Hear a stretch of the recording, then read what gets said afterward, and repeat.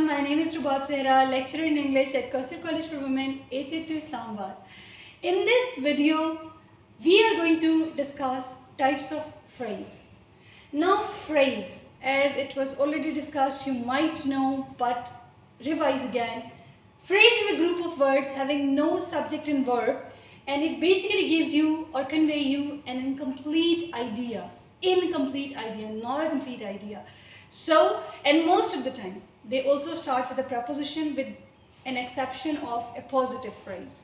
Now comes the types of phrases, the real task.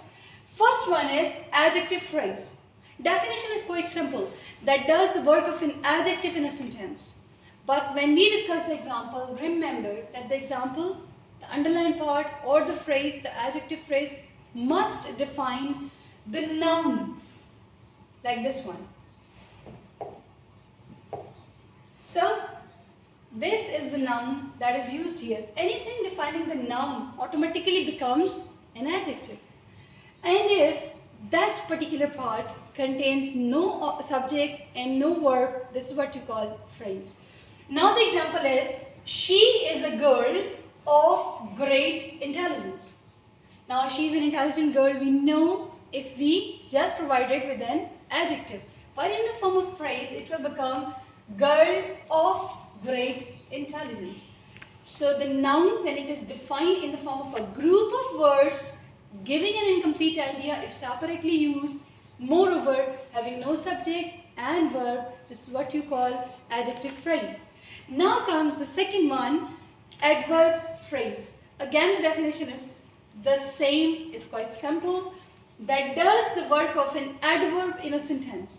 For example, he drives at a great speed. Now, whenever an idea actually giving you an information regarding the verb, it will automatically becomes an adverb. And if that underlined part or a group of words having no subject and verb and will give you an incomplete idea when used separately, like there is no clause here, then it will be called as adverb clause. Third type is appositive phrase. Now the nouns in apposition, or apposition means placing something together, placing something side by side. Now that explains a noun. Most of the time it's a proper noun, a particular noun, a specific noun used before it, before that phrase, before that group of words. Now this is a very different type of phrases. Why?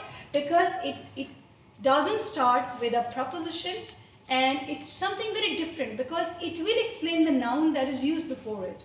Like for example, Dr. Natasha, our new neighbor, is a nice lady. So Dr. Natasha is a noun, you may say a proper noun. And when that proper noun is explained by a group of words like our new neighbor or anything, so this is what you call a positive phrase. Now comes the next type, that is a noun phrase. Noun phrase, the definition again is the same, that does the work of a noun in a sentence. Now it's important to remember that it has subtypes.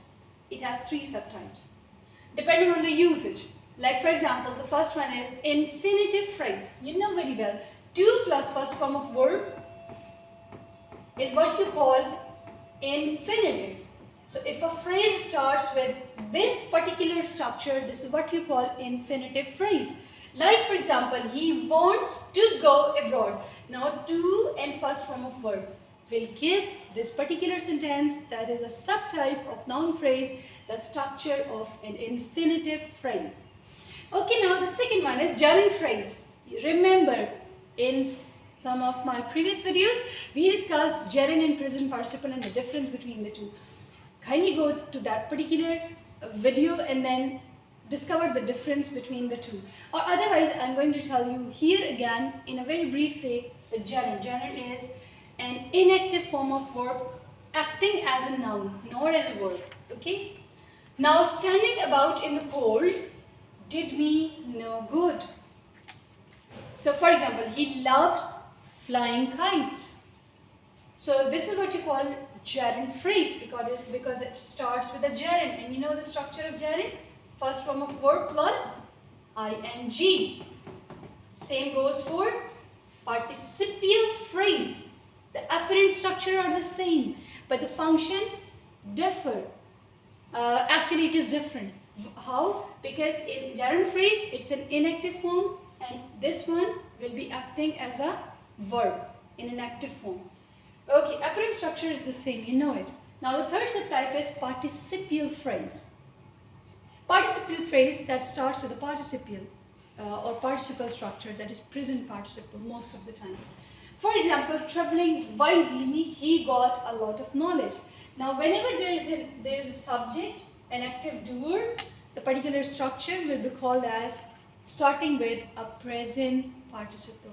So these are the three subtypes. Remember, my dear students, if there are options like infinitive phrase, gerund phrase, participial phrase, go for that particular option. You must know the difference between all these terms. But if there is no option, definitely you should go for noun phrase. The answer simply will be noun phrase. Okay?